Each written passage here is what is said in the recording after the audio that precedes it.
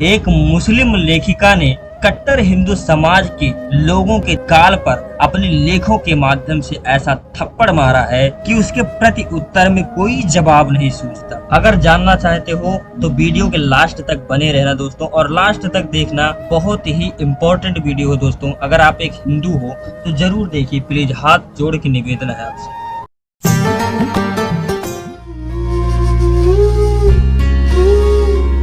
आपकी विवाहित महिलाओं ने माथे पर पल्लू तो छोड़िए, साड़ी पहनना तक छोड़ दिया। किसने रोका है उन्हें? तिलक बिंदी तो आपकी पहचान हुआ करती थी ना। पूरा मस्तक और सूने कपाल को आप अशुभ अमंगल मानते थे। आपने घर से निकलने से पहले तिलक लगाना तो छोड़ा ही, आपकी महिलाओं ने भी आधुनिकता और फैशन के चक्कर में और फॉरवर्ड दिखने के होड़ में माथे पर बिंदी लगाना क्यों छोड़ दिया? आप लोगों ने नामकरण, विवाह, सगाई जैसे संस्कारों को दिखावे की लज्जा विहीन फूहड़ रस्मों में और जन्म दिवस, वर्षगांठ जैसे अवसरों को बर्थडे और एनिवर्सरी फंक्शन में बदल दिया। तो क्या यह हमारी त्रुटि है?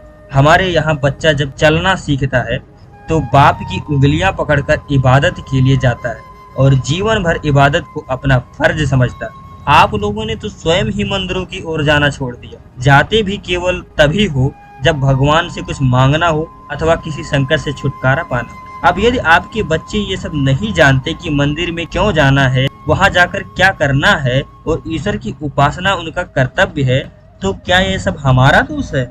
आपके बच्चे कॉन्वेंट से पढ़ने के बाद पोयम सुनाते थे तो आपका सर ऊंचा होता था। होना तो ये चाहिए था कि वह बच्चे भगवत गीता के 4 श्लोक कंठस्थ कर सुनाते तो आपको गर्व होता।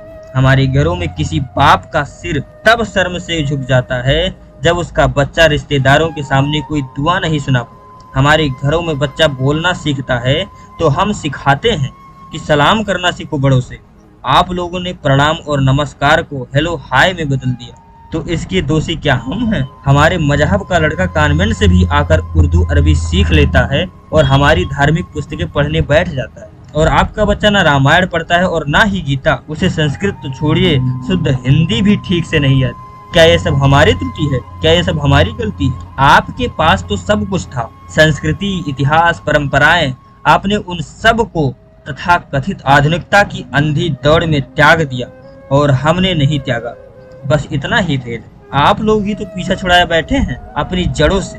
आप लोगों को तो स्वयं ही तिलक, जनेऊ, शिखा आदि से, और आपकी महिलाओं को भी माथे पर बिंदी, हाथ में चूड़ी और गले में मंगलसूत्र, इन सब से लज्जा आने लगी। इन्हें धारण करना अनावश्यक लगने लगा और गर्व के साथ खुलकर अपनी पहचान प्रदर्शित करने में संकोच होने लग गया। तथाकथित आधुनिकता के नाम पर आप लोगों ने स्वयं ही अपने रीत रिवाज, अपनी परंपराएं, अपने संस्कार, अपनी भाषा, अपना पहनावा, ये सब कुछ पिछड़ापन समझकर त्याग दिया। आज इतने वर्षों बाद आप लोगों की नींद खुली है तो आप अपने ही समाज के दूसरे लोगों को अपनी जड़ों से जुड़ने के लिए कहते फिर रहे। अपनी पहचान के संरक्षण हेतु जागृत रहने की भावना किसी भी सजीव समाज के लोगों के मन में स्वतः स्फुरित होनी चाहिए। उसके लिए आपको अपने ही लोगों को कहना पड़ रहा है। विचार कीजिए कि यह कितनी बड़ी विडंबना है। यह भी विचार कीजिए कि आप अपनी संस्कृति के लुप्त हो जाने का भय आता है। यह भी विचार कीजिए कि अपनी संस्कृति के लुप्त हो जाने का भय आता कहां से है और असुरक्षा की भावना का वास्तविक कारण क्या है। आपकी समस्या यह है कि आप अपने समाज को तो जागा हुआ देखना चाहते हैं, किंतु ऐसा चाहते समय आप स्वयं आगे बढ़कर उदाहरण प्रस्तुत करने वाला आचरण नहीं करते। जैसे बन गए हैं वैसे ही बने रहते हैं। आप स्वयं अपनी जड़ों से जुड़े हुए हो, ऐसा दूसरों को आप में दिखता नहीं है, और इसीलिए आपके अपने समाज में तो छोड़िए, आपके परिवार में भी कोई आपकी नहीं सुनता। दशकों से अपनी हिंदू पहचान को मिटा देने का कार्य आप स्वयं ही एक दूसरे से अधिक बढ़ चढ़ कर करते रहे और आज भी ठीक वैसा ही कर रहे हैं, परंतु हम अपनी पहचान आज तक भी वैसे ही बनाए रखने में सफल रहे। तो हमें देखकर आपको बुरा लगता है। दूसरों को देखकर विचलित होने के स्थान पर आवश्यकता ये सीखने की है कि कैसे अपने संस्कारों में निष्ठा रखी जाती है, कैसे उन पर गर्व किया जाता है, कैसे तत्परता से उन्हें सहेज कर उनका संरक्षण किया जाता है। किंतु अपनी संस्कृति को आपको बचानी नहीं है, उसे अपने हाथों स्वयं ही नष्ट करने में तुले हुए हो। अपने समाज में अपनी सांस्कृतिक पहचान पर गर्व करने का और उसे अभिव्यक्त करने वाले सांस्कृतिक चिन्हों को धारण करने का कल्चर तो बनाइए पहले। तो दोस्तों, इस वीडियो को आप गलत वे में ना लें, मैं हाथ जोड़कर निवेदन करता हूं आपसे। दोस्तों, आपको अपने धर्म के बारे में जानना होगा, अपनी संस्कृतियों को फॉलो करना होगा और अपने परिवार को उसका अनुसरण पहले कराना होगा, फिर आप समाज को सुधार सकते हैं।